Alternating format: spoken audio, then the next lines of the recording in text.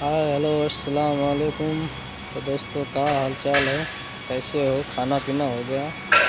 तो दोस्तों मैं आया हूँ गैरिज पे। ये गैरिज पे ये देखो सारी गाड़ियाँ बनती हैं।